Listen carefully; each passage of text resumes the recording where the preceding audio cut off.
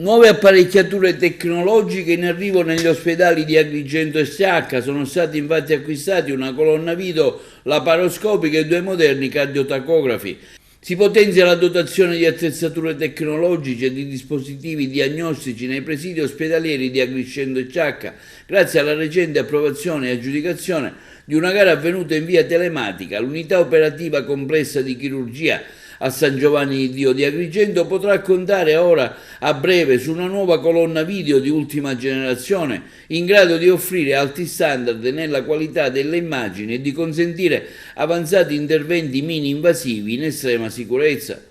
La direzione strategica dell'ASP di Agrigento ha infatti già deliberato l'acquisto per un investimento di oltre 230.000 euro che andrà a potenziare ulteriormente la quantità e la qualità delle prestazioni chirurgiche del reparto diretto dal professor Carmelo Sciumè.